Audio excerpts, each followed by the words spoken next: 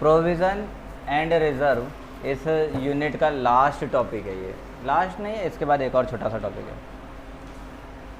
ये भी छोटा ही है। प्रोविज़न किसे कहते हैं, रिजर्व किसे कहते हैं, ये थ्योरी में तुमने पढ़ा भी होगा, ठीक है, और बहुत पहले से ये वर्ड्स सुने भी होंगे। प्रोविज़न के बारे में तुमने सुन ही लिया, provision for depreciation, provision for doubtful debt, provision for discount on debtors. Reserve जैसे जनरल रिजर्व है ना, कंपनसेशन रिजर्व, तो इस तरह की सारी चीज़ें पढ़ी ज़रूर है, सुनी ज़रूर है, किया ज़रूर है इनके बारे में, लेकिन इनके बारे में थोड़ा सा जान लेते हैं क्या है।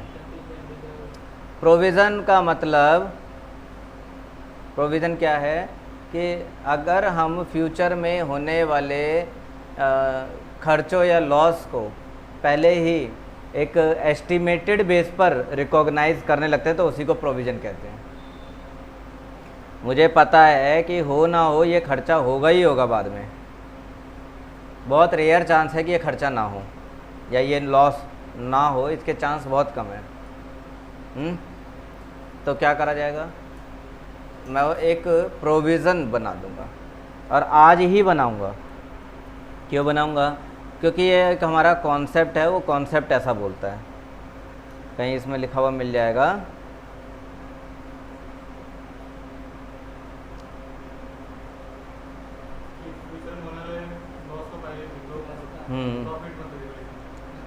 पता नहीं, दिख ही नहीं रहा कहीं, तो इसे कहते हैं हम prudence concept.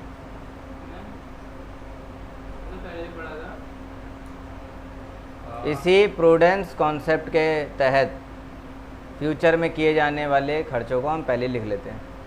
Provision means an amount written off और retained by way of providing for depreciation, renewal और diminution in the value of assets, or retained by way of providing for any known liability of which the amount cannot be determined with substantial accuracy। इनका जो amount है accurate तरीके से तो हम नहीं बता सकते हैं, लेकिन एक एस्टिमेटेड बेस पर, जो कि अभी थोड़ी देर पहले मैंने बोला भी था कि एस्टिमेट करते हैं, एस्टिमेटेड बेस पर हम अमाउंट तैयार कर लेते हैं, उसी को प्रोविज़न कहते हैं। A provision is a liability which can be measured only by using a substantial degree of estimation। एक प्रोविज़न क्या है, प्रोविज़न क्या है, एक लाइबिलिटी ही है जो कि मेज़र किया जाता है किस बेस पर, using a substantial degree of estimation. Estimation का एक सही, जो भी बेस्ट तरीका हो एस्टिमेट करने का, उसी तरीके को अपनाकर और इस लायबिलिटी को क्रिएट कर देते हैं, क्योंकि फ्यूचर में ये खर्चा होगा ही होगा। डन।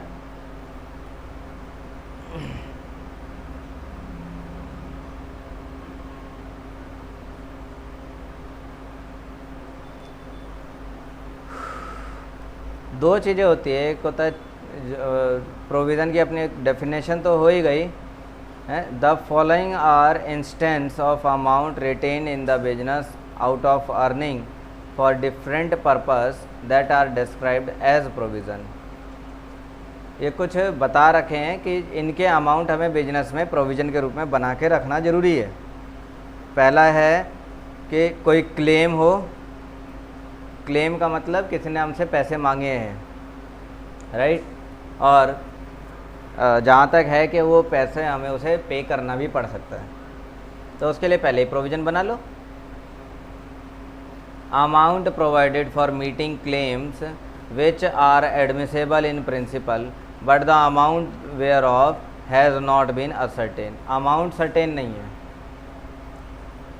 किसी ने पैसे के लिए बोला, जैसे वर्कमैन कंपनसेशन क्लेम आता है, राइट, तो वर्कमैन जो है यानी कि वर्कर जो है वो हमसे क्या कर रहा है, क्लेम मांग रहा है, क्यों, क्योंकि हमारे यहाँ काम करते करते उसे चोट लग गई, तो क्लेम मांगेगा, लेकिन कितना ये तो नहीं अभी कंफर्म, तो हम प्रोविज़न बना के चल लेंगे, ठीक है।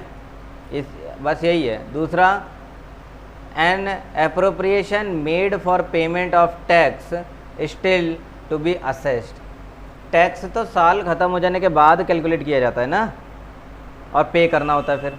लेकिन अगर हम पहले से ही प्रोविज़न बना के चले तो कोई गलत थोड़ी है कि साल ख़त्म हो जाएगा तो हम टैक्स पे करेंगे, ये तो हमें पता ही है। तो एक अंदाज़ा लगा के चल लेते हैं, वो अंदाज़ा लगाना ही टैक्स हो जाता है, जिसे हम कहते हैं प्रोविज़न फॉर टैक्स। क्लियर हुआ? तो वही तो नहीं पता ना कितना कमा लेंगे, तो एक अंदाज़ा तो लगा सकते हैं ना पहले से। और तीसरा आ जाता है amount set aside for writing off bad debts और पेमेंट ऑफ डिस्काउंट।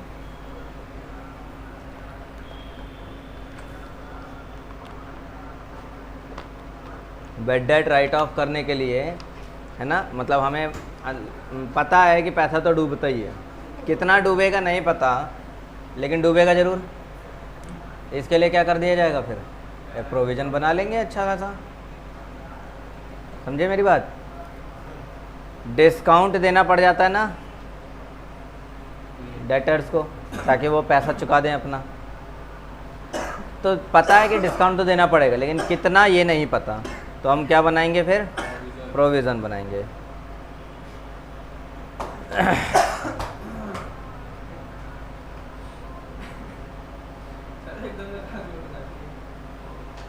तो ये प्रोविज़न के लिए बात हो गई। अब आते हैं रिज़र्व कि रिज़र्व किसे कहते हैं। रिज़र्व के बारे में एक छोटी सी ऐसी बात समझो कि तुम लोगों को पता होगा कि हाँ फ्यूचर में मेरे पास ये खर्चा है, तो उसके लिए अभी से पैसा जोड़ना शुरू कर दें। अभी से खर्चा रिकॉर्ड ना करें, रिकॉर्ड करना तो प्रोविज़न हो गया, लेकिन उसके लिए अगर पैसे जोड़ने लग गए तो वो रिज़र्व कहलाएगा। प्रॉफिट में से निकाल के और रख देते हैं कि यहाँ हम इसे खर्च करेंगे।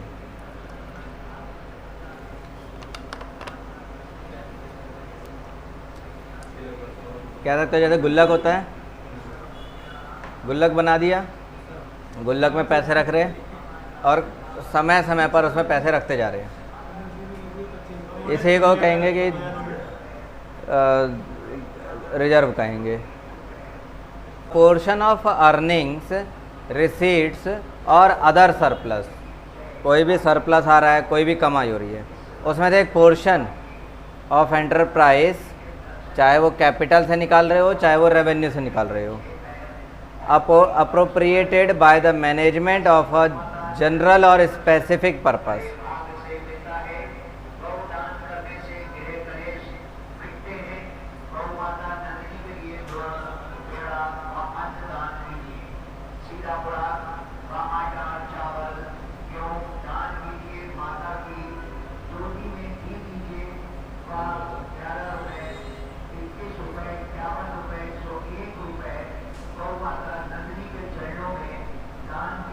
यहीं रुक गया क्या?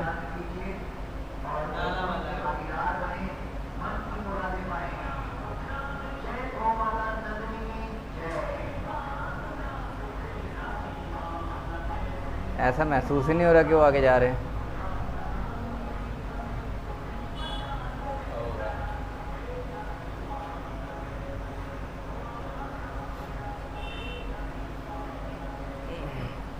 तो जनरल और specific purpose other than a provision for depreciation और diminution in the value of assets और for a known liability is known as reserve. कहानी पूरी सिंपल है कि एक तो बनाया जाता है प्रोविज़न। प्रोविज़न क्या है? तो फ्यूचर में खर्चे होंगे, उसके लिए एक एस्टिमेशन पहले ही कर लेना है। कर लिया एस्टिमेशन। और दूसरी तरफ फ्यूचर में कोई खर्चा होगा, उसके लिए अपने रेवेन्यू में से या फिर अपने कैपिटल में से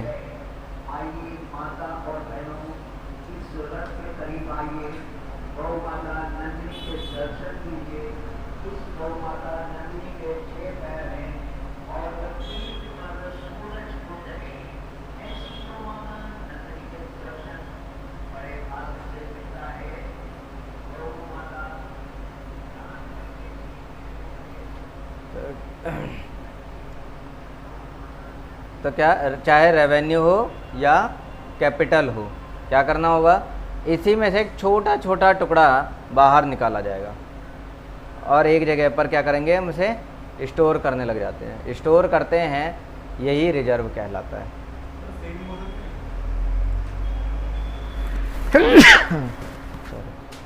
हाँ, सेविंग कह सकते हैं, लेकिन सेविंग में क्या हो जाता है कि वो तो मर्जी हुई कि बचत, खर्चे करने के बाद अगर बच रहे हैं तो हम उसे रख रहे हैं, लेकिन यहाँ ऐसा नहीं है। यहाँ क्या है कि प्रॉफिट में से या हम अपने कैपिटल में से निकाल के रख रहे हैं, भले हम अपने खर्चे करें या ना करें, समझे।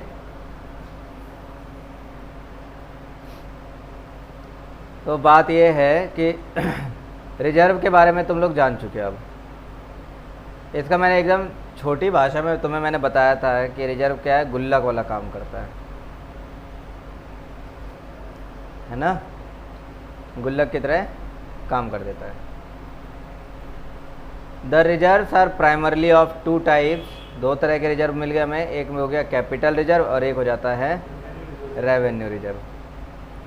Also provisions in excess of the amount considered necessary for the purpose these were originally made are to be considered as reserves। है, प्रोविजंस के अलावा अगर कुछ भी इकट्ठा करके रखा जा रहा है और वाकई में वो बनाया जा रहा है, ओरिजिनली मेड, तो सब रिजर्व कहलाता है। It is thus evident that provisions are charged against profit, while reserve is an appropriation of profit। ये चीज़ें तुम्हें अब ध्यान रखनी है। खैर ये तो आगे डिफरेंस है, उसमें सब मिल जाएगा। रिजर्व के दो टाइप बता दिए, कैपिटल रिजर्व और रेवेन्यू रिजर्व। बंटवारा ठीक है। अब देखोगे तो प्रोविज़न क्या है, तो प्रोविज़न है charge against profit, charge against profit, मतलब इसकी वजह से प्रॉफिट कम हो जाता है। डन। और रिजर्व क्या है, तो ये अप्रोप्रिएशन ऑफ प्रॉफिट है, प्रॉफिट में से ही निकल के आ रहा है, प्रॉफिट को बांटा जा रहा है। बात तो वही है, दोनों की वजह से प्रॉफिट कम हो रहे हैं, लेकिन प्रोविज़न जो है वो एक तरह से एक्सपेंस बन जा रहा है, लॉस बन जा रहा है, और जो रिजर्व है ये लॉस नहीं है, ये प्रॉफिट का ही बंटवारा हो रहा है। तो जब बांटा जा रहा है, तमाम लोगों में बांटा जा रहा है, तो एक हिस्सा रिजर्व को दे दिया जा रहा है। मेरी बात समझ में आ रही है?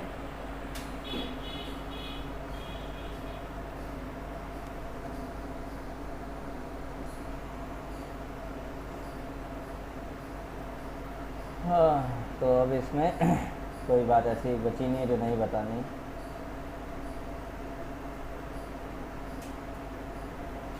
Reserve fund, it signifies the amount standing to the credit of the reserve that is invested outside the business in securities which are rapidly realisable. मतलब एक ऐसा अमाउंट जिसे हमने रिजर्व तो बनाया है, रिजर्व बनाया, इस रिजर्व को बिजनेस से बाहर कहीं दूर ले जाकर इन्वेस्ट अगर कर देते हैं तो यही कहलाएगा रिजर्व फंड। समझ रहे हो? मतलब जैसे गुल्लक बनाया, अब गुल्लक में तुम अपने बिजनेस के प्रॉफिट या बिजनेस के कैपिटल में से पैसे निकाल के जमा कर रहे हो, और जमा करने के बाद उसे कहीं दूर दूसरे किसी और बिजनेस में या कहीं और जाके इन्वेस्ट कर रहे हो, दैट रिजर्व इज कॉल्ड हाँ रिजर्व फंड।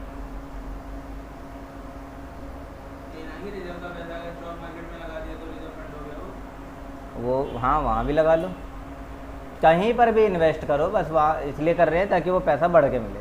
अब हाँ, अपने बिजनेस में न लगा के दूसरे बिजनेस में लगाना है, मेन बात ये। अब बात ऐसी है कि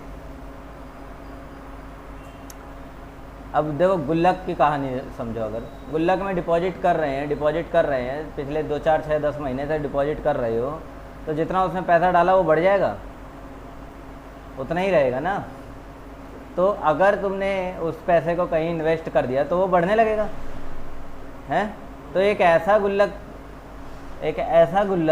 जिसमें पैसा जमा कर रहे हैं तो वो तो रिजर्व है, लेकिन जब उसी गुल्लक के पैसे को निकाल के हम कहीं और इन्वेस्ट कर दे रहे हैं तो वही अमाउंट हमारा रिजर्व फंड कहलाएगा।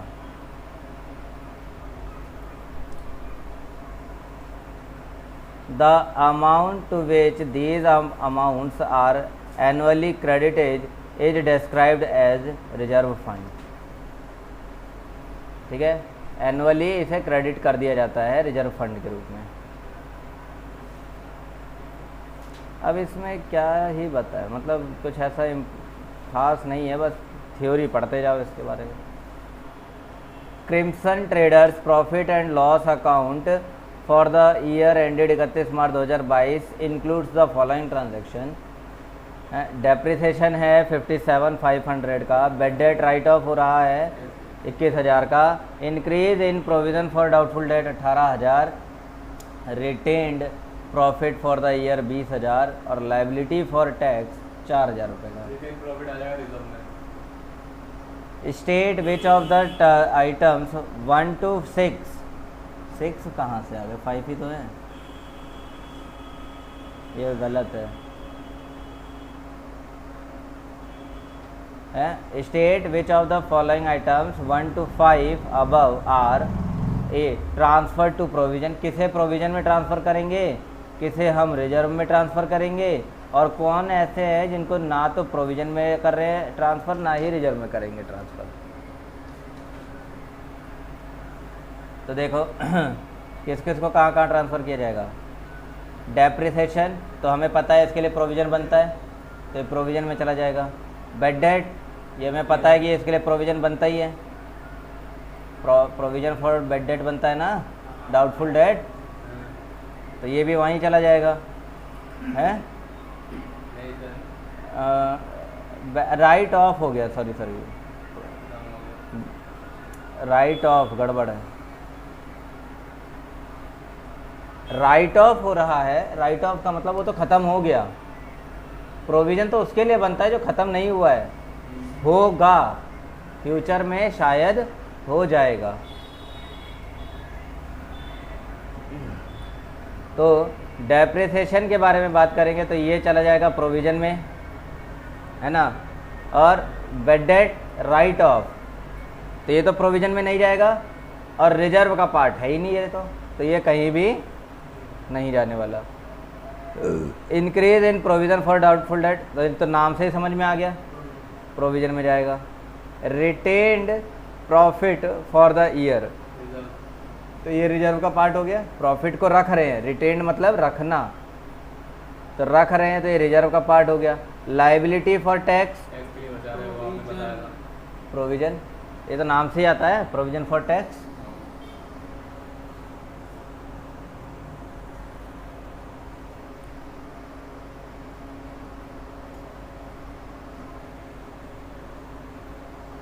A summary of all adjustments are as follows।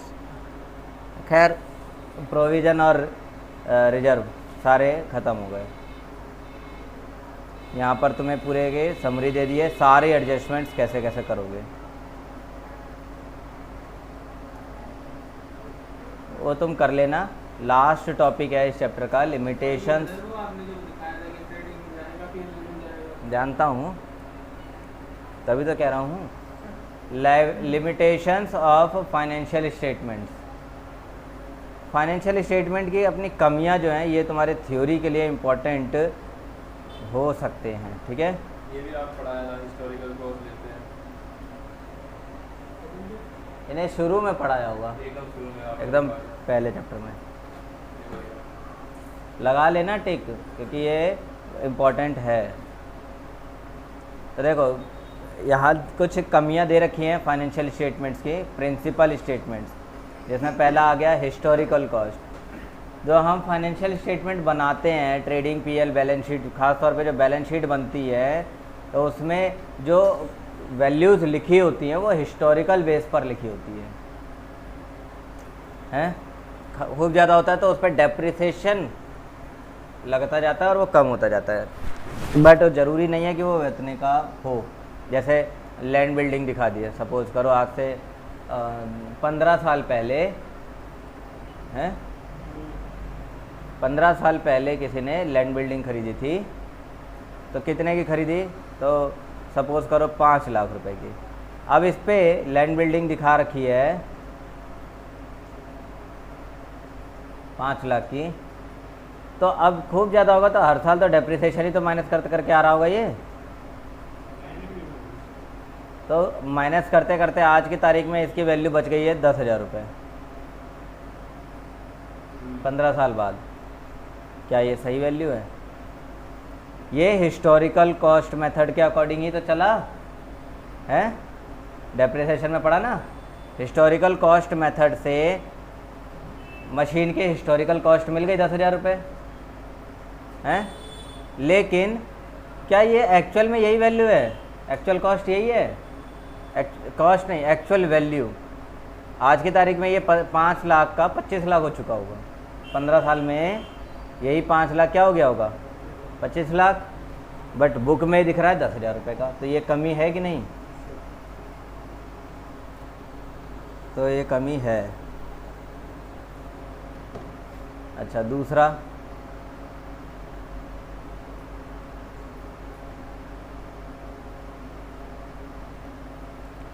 Intangible strength and weakness. एक कोई भी कंपनी, कोई भी फर्म, उसके कुछ अपने स्पेशल स्ट्रेंथ हो सकती हैं। स्ट्रेंथ मतलब ताकत, मजबूती, मतलब स्ट्रॉन्गनेस कि हाँ मेरा ये फील्ड बहुत स्ट्रांग है। अपनी कुछ वीकनेस भी हो सकती है, उसकी कमजोरी, लेकिन फाइनेंशियल स्टेटमेंट कुछ भी नहीं बताता, इंटेंजिबल है। क्लियर हुई बात? Can not be shown in the balance sheet. तो हम तो उन आंकड़ों के बेसिस पर किसी फर्म के बारे में जजमेंट देते हैं ना कि ये कंपनी बढ़ रही है या डूब रही है, लेकिन उसके स्ट्रेंथ और वीकनेस का क्या, उसके बेसिस पे भी तो रिजल्ट देना चाहिए, बट हम दे ही नहीं पा रहे। बात समझ में आई? Third point, perpetual continuity and periodic account. मतलब कह रहा है कि कॉन्टिन्यूटी लगातार जो है चलती ही रहती है, चलती रहती है। Financial statement ordinarily are drawn up at the end of each year, but the accounting record is maintained on the assumption that the business undertaking still continue to exist forever on the basis of going concern assumption। Financial statement को तो हम केवल साल में एक बार बनाते हैं, लेकिन बुक्स ऑफ अकाउंट तो साल भर बनाते हैं। इस बात को ध्यान में रखें कि बिजनेस कभी बंद ही नहीं होगा, तो ये भी लगातार चलते रहना चाहिए, लेकिन ऐसा होता ही नहीं है। ये साल में एक ही बार होता है, बनता है, बंद हो जाता है। ये भी एक क्या है इसकी शॉर्टफॉल। इसकी वजह से ड्यूरिंग द ईयर कंपनी के अंदर या किसी फर्म के अंदर क्या बातें चल रही हैं वो सारी बातें यार ये रिफ्लेक्ट ही नहीं कर रहा। ये तो साल के एंड में क्या चल रहा है, क्या हालात है, बस वो बता दिए। ड्यूरिंग द ईयर क्या हो रहा है कुछ नहीं पता। अगला, डिफरेंट अकाउंटिंग पॉलिसीज़। भाई ये भी एक दिक्कत ही है। बहुत सारे तरीके हैं ना अकाउंटिंग करने के, तो कोई फर्म कुछ अकाउंटिंग पॉलिसी लगा रहा है, कोई दूसरी पॉलिसी, कोई तीसरी पॉलिसी, सब अलग अलग पॉलिसी अपना रहे हैं। जैसे डेप्रिसिएशन को ही ले लो, कोई SLM लगा रहा है, कोई WDV लगा रहा है, कोई जो है मशीन आवर के अकॉर्डिंग चला रहा है, तो पॉलिसियाँ अलग अलग है। यानी कि एक होमोजेनिटी देखने को नहीं मिल रही है। ठीक, देन मैनेजमेंट की अपनी पॉलिसियाँ, management can have different accounting policies for welfare of staff and public at large.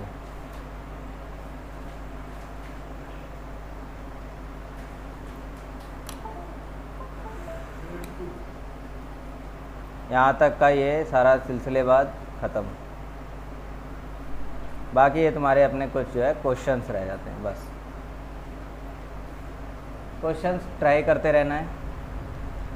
Try क्या करना है, तुम्हें तो करना ही है, चाहे हंस के करो चाहे रो के करो।